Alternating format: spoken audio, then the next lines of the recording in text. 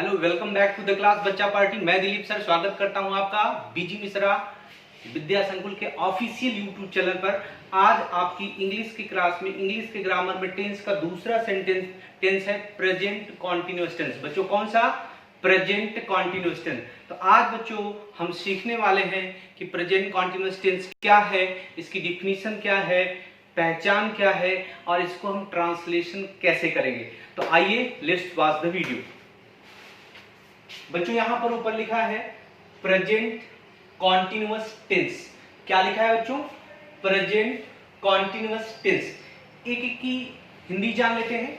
Present का मतलब वर्तमान, कॉन्टिन्यूअस का मतलब जो कंटिन्यू हो, चालू है अथवा जारी है, टेंस का मतलब काल। तो इस तरह से प्रेजेंट कॉन्टिन्यूअस टेंस का हिंदी नाम हुआ चालू अथवा जारी वर्तमान काल। तो बात आती है बच्चों कि क्यों हम इसे चालू अथवा जारी वर्तमान काल कहते हैं। देखो इसकी डिफिनीशन है कि वर्तमान समय में या बोलते समय, वर्तमान समय में या बोलते समय कोई क्रिया लगातार शुरू है, चालू है अथवा जारी है। वर्ड पे ध्यान देना बच्चों। बोलते समय या वर्तमान समय में कोई क्रिया लगातार शुरू है, चालू है अथवा जारी है, यह दर्शाने के लिए पीसीटी यानी प्रेजेंट कॉन्टिन्यूअस टेंस का यूज होता है। यानी जिस समय बात बोली जा रही है उस समय क्रिया लगातार शुरू है, चालू है अथवा जारी है, ऐसा बोध होता है। जैसे एक एग्जांपल यहां पर लिखा है, शिल्पा खेल रही है। यानी जिस समय बात बोली जा रही है, यानी जिस समय ये बात बोली जा रही है शिल्पा खेल रही है, उसमें शिल्पा के खेलने का काम लगातार शुरू है। मैं पढ़ा रहा हूं, जिस समय मैं बात बोल रहा हूं उस समय पढ़ाने का काम लगातार क्या है? शुरू है। दूसरी बात, एक और एग्जांपल लेते हैं कि वह टीवी देख रहा है। वह टीवी देख रहा है, तो जिस समय बात बोली जा रही है वह टीवी देख रहा है, उस समय वो लगातार टीवी देखने का काम शुरू है, चालू है अथवा जारी है। जैसे आप घर पे आप खाना खा रहे हो और किसी ने कॉल करा, फोन किया कि भैया क्या कर रहे हो, तो आपने कहा यार खाना खा रहा हूं। यानी जिस समय बात बोली जा रही है उस समय कोई क्रिया लगातार शुरू है, चालू है अथवा जारी है, यह दर्शाने के लिए प्रेजेंट कॉन्टिन्यूअस टेंस का यूज होता है। फिर आती है अगली बात, डिफिनीशन के बाद आइडेंटिफिकेशन, पहचान। अगर कोई सेंटेंस हिंदी में लिखा है तो कैसे हम पहचानेंगे कि ये कौन से टेंस का वाक्य है, ठीक है ना? तो उसके लिए इसकी पहचान है कि जिस हिंदी वाक्य के अंत में रहा है, जिस हिंदी वाक्य के अंत में रहा है, रही है, रहा हूं, वर्ड पे ध्यान देना, रहा है, रही है, रहा हूं, रहे हैं इत्यादि में से कोई एक शब्द आए। जिस भी वाक्य के अंत में रहा है, रही है, रहा हूं, रहे हैं इत्यादि में से कोई एक शब्द आए, हम उसे प्रेजेंट कॉन्टिन्यूअस टेंस का वाक्य कहेंगे। जैसे मैं खेल रहा हूं, तुम दौड़ रहे हो, बच्चा हंस रहा है, कुत्ते भौंक रहे हैं, लड़कियां दौड़ रही हैं, चिड़िया आसमान में उड़ रही है, मैं पढ़ा रहा हूं, तुम पढ़ रहे हो, व्हाटएवर, कुछ भी अंत में अगर रहा, रही, रहे में से कोई भी एक शब्द आता है तो हमें बच्चों पता चल जाएगा वो कौन से टेंस का वाक्य है। वो है प्रेजेंट कॉन्टिन्यूअस टेंस का वाक्य। क्लियर है बात? पहचान हमने पढ़ ली। जैसे यहां पर एक उदाहरण भी लिखा मैंने, एग्जाम्पल है कि वह टीवी देख रहा है। तो बच्चों अंत में, वाक्य के अंत में क्या आ गया? रहा है। तो जिस भी वाक्य के अंत में अगर रहा है, रही है, रहा हूं, रहे हैं इत्यादि में से कोई भी एक शब्द आ जाएगा, वो कौन से टेंस का वाक्य होगा? प्रेजेंट कॉन्टिन्यूअस टेंस का वाक्य होगा।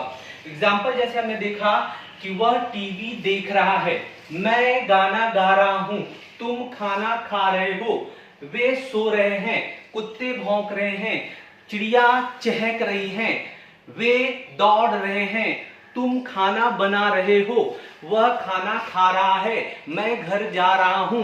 कोई भी सेंटेंस बच्चों आखिरी में रहा, रही, रहे में से कोई भी एक वर्ड आता है तो क्लियर हो जाएगा कौन से टेंस का वाक्य है बच्चों? प्रेजेंट कॉन्टिन्यूअस टेंस का वाक्य है। अब दूसरी बात आती है रूल्स की, ट्रांसलेशन करने के रूल्स की। तो क्या होता है ट्रांसलेशन, आपको पता ही है। लास्ट में हमने प्रेजेंट इंडेफिनिट टेंस पढ़ा, उसमें हमने सीखा कोई भी टेंस में बच्चों सेंटेंस चार तरह के होते हैं। कितने तरह के वाक्य होते हैं? चार तरह के। Affirmative, negative, interrogative, interrogative, negative. For example, वह खेल रहा है, अफर्मेटिव, वह खेल रहा है, अफर्मेटिव, वह नहीं खेल रहा है, निगेटिव, वह नहीं खेल रहा है, निगेटिव। क्या वह खेल रहा है, वह क्यों खेल रहा है, इंट्रोगेटिव। क्या वह खेल रहा है, वह क्यों खेल रहा है, ये कौन सा सेंटेंस, इंट्रोगेटिव। क्या वह नहीं खेल रहा है, वह क्यों नहीं खेल रहा है, ये क्या है, इंट्रोगेटिव निगेटिव सेंटेंस। इस तरह से बच्चों हम क्लियर हो गए कि हमारे पास जो सेंटेंस है वो टोटल कितने तरह के हैं, 4 तरह के। कौन कौन से, अफर्मेटिव, निगेटिव, इंट्रोगेटिव, निगेटिव। अब यहाँ पर 2 बातें हैं कि ये रूल्स क्या है, इस टेंस का ट्रांसलेशन करने का रूल्स क्या है। तो आप समझे सरल शब्दों में, बहुत ही आसान है। इस काल के वाक्यों में, इस काल के वाक्यों में कर्ता के साथ इज, एम, आर। क्या कहा बच्चों, इस काल के वाक्यों में कर्ता के साथ इज, एम, आर तथा वर्ब की फर्स्ट फॉर्म में आईएनजी जोड़ देते हैं। वर्ब की फर्स्ट फॉर्म जैसे प्ले, प्ले में आईएनजी जोड़ दिया तो क्या बन गया, प्लेइंग। तो इज, एम, आर और वर्ब की फर्स्ट फॉर्म में इसमें क्या आती है, आईएनजी। क्लियर है, एकदम आसान सा रूल है। देखो, अफर्मेटिव सेंटेंस में कर्ता के साथ इज, एम, आर और वर्ब की फर्स्ट फॉर्म में क्या जोड़ते हैं, आईएनजी।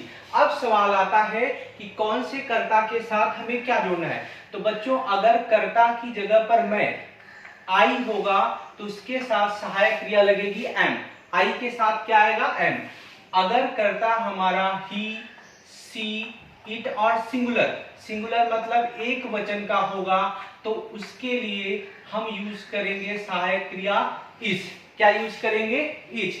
और कर्ता अगर हमारा बहुवचन का होगा, वी, यू, दे तथा बहुवचन का कर्ता होगा तब हम बच्चों यूज करेंगे क्या, आर। बहुवचन का होगा तो क्या यूज करेंगे बच्चों हम लोग, आर। क्लियर है बच्चों। तो इस तरह से हमने सीखा, आई के साथ एम, ही, सी, इट के साथ इज, वी, यू, दे बहुवचन कर्ता के साथ आर। उदाहरण से मैं क्लियर करता हूं। मैं खेल रहा हूं, मैं मतलब आई, आई के साथ क्या ऐड होना है, एम। आई एम, खेलने का अंग्रेजी क्या होता है, प्ले। प्ले में क्या जोड़ दिया, आईएनजी। मैं खेल रहा हूं, आई एम प्लेइंग। तुम खेल रहे हो, यू आर प्लेइंग। हम खेल रहे हैं, वी आर प्लेइंग। वह खेल रही है, सी इज प्लेइंग। राजा खेल रहा है, राजा इज प्लेइंग। मैं खा रहा हूं, आई एम ईटिंग। तुम खा रहे हो, यू आर ईटिंग। वे खा रहे हैं, दे आर ईटिंग। हम खा रहे हैं, वी आर ईटिंग।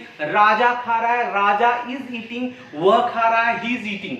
मैं लिख रहा हूं, आई एम राइटिंग। तुम लिख रहे हो, यू आर राइटिंग। वे लिख रहे हैं, दे आर राइटिंग। वह लिख रहा है, ही इज राइटिंग। रोहन लिख रहा है, रोहन इज राइटिंग। तो बच्चों डिफरेंस आपको समझ में आ गया होगा। सिंगुलर सब्जेक्ट होगा, एक वचन होगा तो इज आना है, आई होगा तो एम आना है, वी दे बहुवचन होगा तो क्या होना है, आर आना है। फार्मूला बच्चों हम लोगों ने यहाँ पर लिख लिया है। सब्जेक्ट, सब्जेक्ट के साथ इज, एम, आर। वर्ब की फर्स्ट फॉर्म में क्या ऐड करना है, आईएनजी, ऑब्जेक्ट और अन्य चीजें। एग्जांपल कर लेते हैं। वह टीवी देख रहा है, तो वह टीवी देख रहा है तो वह सब्जेक्ट के है तो वह की अंग्रेजी क्या होगी बच्चों, ही। और इज, एम, आर में से कोई एक चीज लिखना है तो ही एक वचन है तो क्या आएगा, इज। फिर वर्ब इसमें क्या है, देखना। वॉच मीन्स क्या होता है, देखना। उसमें क्या जोड़ना, आईएनजी। ही इज वॉचिंग, क्या देख रहा है, TV. He is watching TV, वो टीवी देख रहा है। अगर यही सेंटेंस लिखा होता कि तुम टीवी देख रहे हो तो तुम का अंग्रेजी क्या होता बच्चों, यू। यू के साथ क्या आता, आर। देखने का अंग्रेजी क्या, वॉच। क्या जोड़ देते, ING. You are watching TV. अगर ऐसा सेंटेंस होता कि मैं टीवी देख रहा हूं तब आई के साथ क्या आता बच्चों, am. I am watching TV. मैं टीवी देख रहा हूं, आई एम वॉचिंग टीवी। अब देखो, अब दूसरे तरह का सेंटेंस है बच्चों, नेगेटिव। जब वाक्य में नहीं शब्द आ जाता है तो वो सेंटेंस क्या बन जाता है, निगेटिव। नहीं आ जाता है तो क्या बन जाता है, निगेटिव। जैसे मैं दूध नहीं पी रहा हूं, मैं दूध नहीं पी रहा हूं, तो बच्चों यहां नहीं आ गया और अंत में रहा हूं में से आ गया, तो ये प्रेजेंट कंटीन्यूअस टेंस का कौन सा सेंटेंस है, निगेटिव सेंटेंस है। जैसे वाक्य में क्या आया, नहीं, मैं दूध नहीं पी रहा हूं। तो ट्रांसलेशन का रूल्स एकदम आसान है, कुछ करना नहीं है। सब्जेक्ट के साथ वही इज, एम, आर आनी है जो अफर्मेटिव सेंटेंस में आती है। बस इज, एम, आर के बाद अपने को बढ़ा देना है नॉट। क्या बढ़ाना है बच्चों ईजेएमआर के बाद? नॉट। और वर्ब की फर्स्ट फॉर्म में क्या जोड़ना है? आई, यानी रूल्स में कोई चेंज नहीं है, सिर्फ इसमें नॉट बढ़ाना है, वो भी हेल्पिंग वर्ब के बाद यानी मेन वर्ब से पहले। तो फार्मूला देख लें, सबसे पहले सब्जेक्ट, फिर इज एम आर, फिर नॉट, वर्ब की फर्स्ट फॉर्म, आईएनजी, ऑब्जेक्ट और अन्य चीजें। उदाहरण देख लेते हैं, मैं दूध नहीं पी रहा हूं, तो सब्जेक्ट मैं है, तो मैं का अंग्रेजी क्या हुआ? आई। अब इस एम आर में से आई के साथ बच्चों क्या आएगा? एम, और निगेटिव है तो क्या आएगा? नॉट। वर्ब क्या है? पी रहा हूं, ड्रिंक मतलब क्या होता है? पीना, और इसमें क्या जोड़ना है? ING. I am not drinking, क्या नहीं ड्रिंक कर रहे हो? Milk. I am not drinking milk, मैं दूध नहीं पी रहा हूं, तुम दूध नहीं पी रहे हो, ये था, तो यहां पर क्या हो जाता? You are not drinking milk, you are not drinking milk. वे दूध नहीं पी रहे हैं, तो क्या हो जाता? They are not drinking milk. मैं पतंग नहीं उड़ा रहा हूं, I am not flying kite, तुम पतंग नहीं उड़ा रहे हो, you are not flying kite, वे पतंग नहीं उड़ा रहे हैं, they are not flying kite. Clear है बच्चों? इस तरह से हमने नेगेटिव सेंटेंस सीख लिया। अब नेगेटिव सेंटेंस के बाद आती है बारी इंट्रोगेटिव सेंटेंस की, प्रश्नवाचक वाक्य की। जब भी किसी सेंटेंस में प्रश्नवाचक शब्द क्या, क्यों, कौन, कब, कहां में से कोई भी एक शब्द आ जाएगा, तो वो सेंटेंस क्या हो जाएगा? Interrogative sentence. बच्चों हमने पढ़ा है कि इंट्रोगेटिव सेंटेंस कितने तरीके का होता है? 2 तरीके का। पहला तरीका कौन सा है? कि जब प्रश्नवाचक शब्द वाक्य के शुरू में हो, जैसे क्या तुम गाना गा रहे हो, तो क्या एकदम शुरू में आ गया, तो जब प्रश्नवाचक शब्द वाक्य के एकदम शुरू में आएगा तो उसकी अंग्रेजी सहायक क्रिया is am are, helping verb is am are से बनेगी। तो क्या के लिए तुम के हिसाब से में फार्मूला देख लो, सबसे पहले आएगा इज एम आर, फिर सब्जेक्ट, वर्ब की फर्स्ट फॉर्म, ऑब्जेक्ट और एटसेट्रा, और अंत में आएगा क्वेश्चन मार्क। जैसे क्या तुम गाना गा रहे हो, तो क्या इज एम आर में से तुम के हिसाब से क्या आएगा? यू। क्या आएगा? यू। यू नहीं, इज एम आर में से सब्जेक्ट यानी तुम है, तो इज एम आर में से यहां पहले शुरू में क्या आएगा बच्चों? आर, फिर सब्जेक्ट क्या? यू, आर यू, फिर क्या कर रहे हो? गा रहे हो। सिंग मीन्स क्या होता है? गाना, उसमें क्या जोड़ दिया? I. Are you singing a song, क्या तुम एक गीत गा रहे हो, क्या तुम एक गाना गा रहे हो। तो ये पहला तरीका इंट्रोगेटिव सेंटेंस को, जिसको कहते हैं क्वेश्चन मार्क। दूसरा प्रश्नवाचक वाक्य WH इंट्रोगेटिव, यानी जिसमें प्रश्नवाचक शब्द कहां पे आए? वाक्य के बीच में आए। जैसे बच्चे हॉकी क्यों खेल रहे हैं, बच्चे हॉकी क्यों खेल रहे हैं, तो क्यों कहां पे आ गया? बीच में। तो जब बच्चों प्रश्नवाचक शब्द वाक्य के बीच में आता है, तब उस प्रश्नवाचक शब्द की असली अंग्रेजी जो होती है वो वाक्य के एकदम शुरू में लिखी जाती है। तो फार्मूला क्या है? सबसे पहले WH वर्ड, क्यों की अंग्रेजी क्या होती है बच्चों? व्हाई। क्यों की अंग्रेजी क्या होती है? व्हाई। तो WH वर्ड आ गया।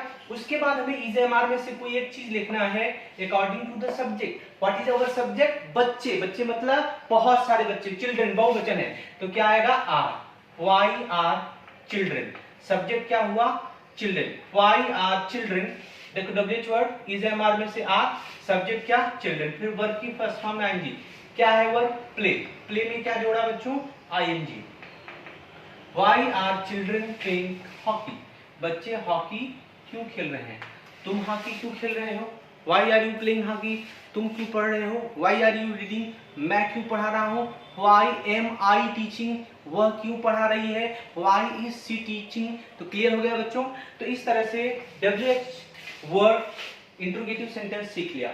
अब क्वेश्चन जो वाला सेंटेंस है उसमें चौथे तरह का सेंटेंस होता है इंट्रोगेटिव निगेटिव प्रश्नवाचक नकारात्मक वाक्य।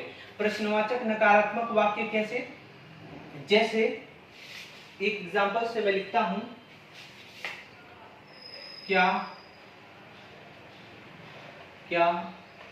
तुम गाना नहीं गा रहे हो? वर्ड पे ध्यान देना, क्या तुम गाना नहीं गा रहे हो। अब इसमें बच्चों हम देखने वाली बात क्या है?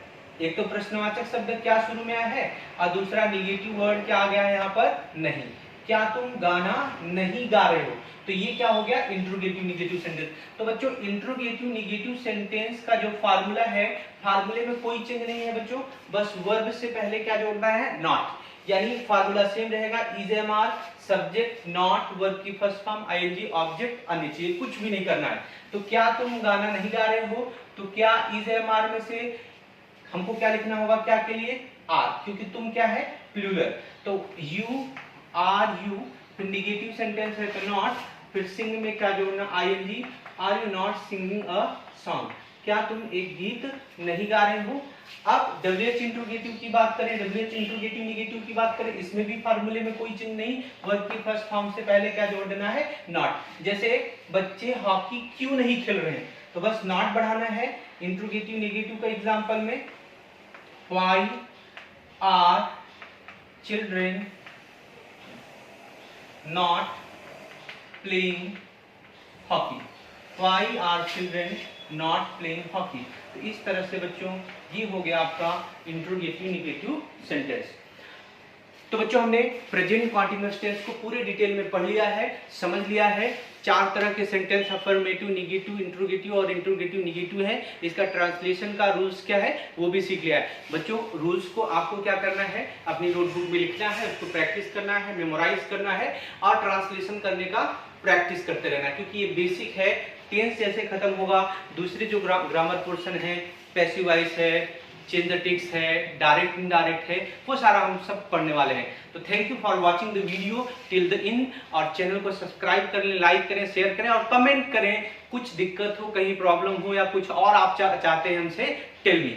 ठीक है, once again thank you so much.